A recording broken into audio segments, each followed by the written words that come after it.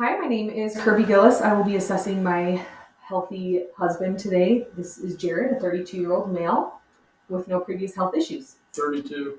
Jared, I'll be asking you a few questions before we begin our exam. We have also assumed that we have already performed an eye exam on the Snellen chart, as well as a full mental health exam as well.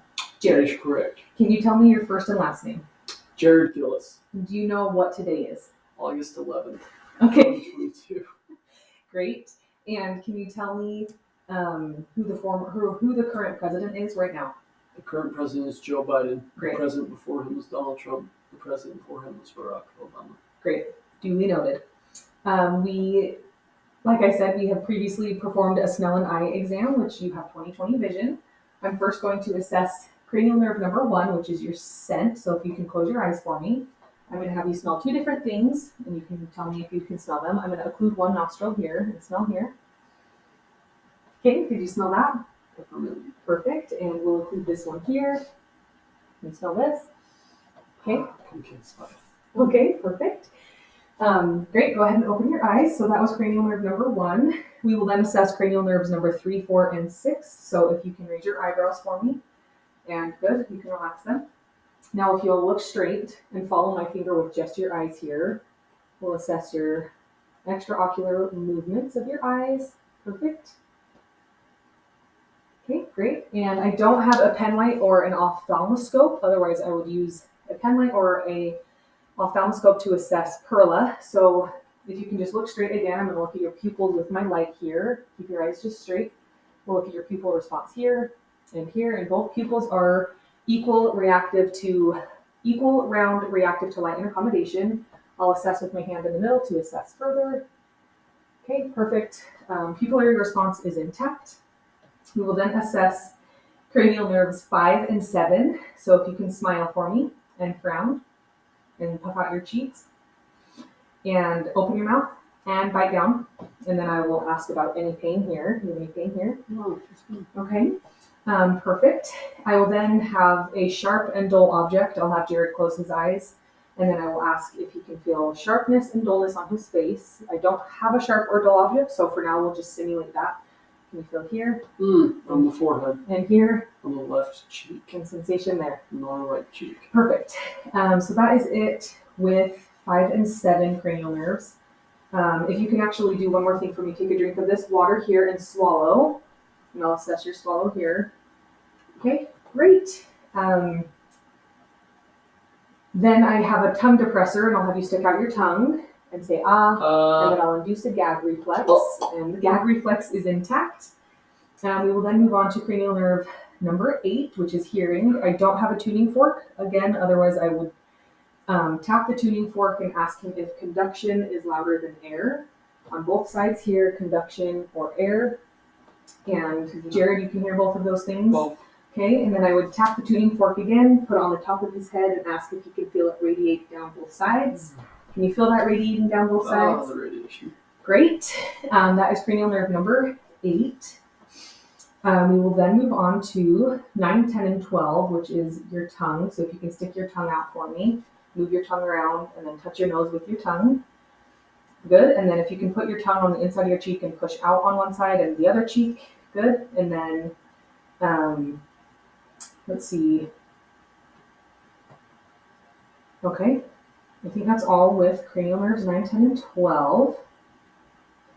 And then we'll move on to cranial nerve number 11. If you can shrug your shoulders up against my hands. Good. And then push your head against this hand. And then this hand. Perfect. Little tense there. So I'll actually have you stand up for me. Well, actually, I'm so sorry. You can stand. This is fine. If you'll do rapid alternating hand movements. Alternate your hand movements. Good. Now if you can touch your fingers to your thumbs one at a time like this. Good. Okay, now close your eyes and stick your hands out. Now if you'll touch your nose with your fingertip. And the other finger to your nose now as well. Okay. Now open your eyes. Put your hands down. Put your feet together. And close your eyes. This is me assessing for the Romberg. This is the Romberg test here, assessing for any swaying or imbalance. Romberg, I heard the new one. And then you can open your eyes. If you will walk on your tippy toes towards me. Walk on your tippy toes towards me. Yep. And then turn around and walk on your heels back the other way. Perfect. Okay. Then you can go ahead and sit back down. At this point, I will assess. Sorry, Jared. Let me just think for one moment. Make sure I didn't forget anything. Okay. At this point, I will assess your hair. I will palpate his head and hair, noting any abnormalities or tenderness in the hair. Do you have any abnormalities or tenderness here? No. Okay, and then I'll assess his skin from head to toe just while I'm performing the assessment. Again, no tools, but I'll simulate my tools. I have an otoscope that I will look in his ears, asking about pain in his external auricle. Any pain here? No pain. Okay, looking into his eardrum, noting any abnormalities, drainage, redness, inflammation. I'm doing the same thing on this side here. Any pain here? No. Looking at the ear canal, tympanic membranes, noting anything of abnormality. I would then also look inside his nose, so if you'll tilt your chin up and I can look in your nose with my light, looking at the color of his turbinates, any drainage, any deviation of his septum. And then I've already assessed your mouth, but let's just do it again. Open your mouth for me and look at your tongue and any abnormalities. Eyes, ears, mouth, nose, hair, skin. Okay, now we'll move on to your throat. So I'll just assess and feel your throat here, feeling your lymph nodes all over here, noting anything out of the ordinary. And then I'll assess your carotid pulse here and here. You can tilt your head this way here, and I'll assess your jugular here and this way. And then you can just look straight. Now with the stethoscope, I will listen to his carotid pulse here, listening for any bruits. Same thing here. And then I will take out my stethoscope and assess his radial pulse with his carotid pulse at the same time. And those feel good. Now we're moving on to the cardiac assessment. So I will listen to the 5 cardiac landmarks. Aortic here, pulmonic here, herbs here, tricuspid here, and mitral here. And then I will now assess your lungs. Now, if you can kind of tilt your knees that way for me. And when you can feel my hands on your back, if you can say the word 99, or the number 99, I'll be assessing for tactile fremitus. Okay, go ahead and say 99. 99. Again. 99. And one more time. 99 big red balloons. Okay, now face forward for me.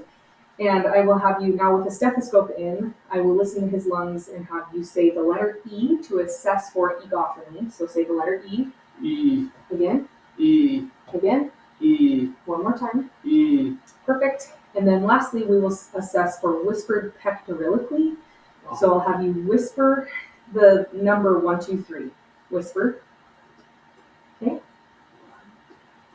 Again. And one more time. Perfect. Thanks.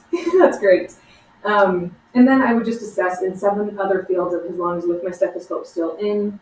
1, 2, 3, 4, 5, 6, and 7. I'll come over here again as well. Listening to all of those fields. Okay, now if you can lay on your back for me, just lay on your back here on this couch. That's when I knew. And then I will look at his abdomen, noting any abnormalities from the beginning. I will inspect first, and then I will listen for bowel sounds. Again, still having my stethoscope in. Don't have a stethoscope, but I'm simulating a stethoscope. Listening for bowel sounds here in these 4 quadrants, and then I'm listening to the aorta as well. And then I will percuss his liver here on the right side, and percuss his spleen here on this other side. Then I will lightly palpate, asking about pain, discomfort, noting any abnormalities. And then I will deeply palpate his liver and his spleen. So liver here on the right, I will deeply palpate. We're going to deeply palpate his spleen here, noting any masses, noting the spleen edges as well as the liver, any inflammation or anything like that. Okay, I believe that is all with that. You can go ahead and sit back up for me, Jared. Thank you so much. We will then assess upper extremity strength and lower extremity strength. If you can put your hands here, palms up, push up against my hands. Okay, now push down on my hands, perfect. And same thing with your feet. If you can stick your feet out, push down, okay? and then push up, perfect. Again, I'm noting any edema or any kind of swelling there. While we're here, if you can scoot back for me, and stay sitting up there. If you'll relax your legs, I'm going to assess for Hohenstein. Any pain here? No. Okay, and here. Oh, feels good. Okay, Hohenstein is complete, and then we'll check for clonus as well. Clonus, I would note any bouncing of the feet, and there is no clonus noted there. That is it with extremity strength. Now, last thing we will assess is his deep tendon reflexes. I don't have a reflex hammer, but I can demonstrate how to assess those reflexes. So if you'll just relax your arm in a 90-degree angle, relax all the way. I would get my reflex hammer and tap here, and that is nice. That was a great reflex patient, but it wouldn't be that big. Reflex here, it would reflex his tricep here, and then to assess the bicep reflex, I put my fingers on his tendon here and lightly tap here. You would see a response in his bicep and his forearm. And then to assess the brachioradialis reflex, you would tap right here, and you would notice that was a reflex there. You would notice a reflex response in his hand and his forearm. We would do that on both sides, and then while we're here, I'm just going to assess your pulses. So I'll feel a radial pulse, your popliteal pulses in the back. Scoot forward for me a little bit. Thank you. Assess your popliteal pulse on both sides, here and here. Then we'll check your pedal pulses on both sides. And then if you'll scoot back again, I'm so sorry, it's such a pain for you.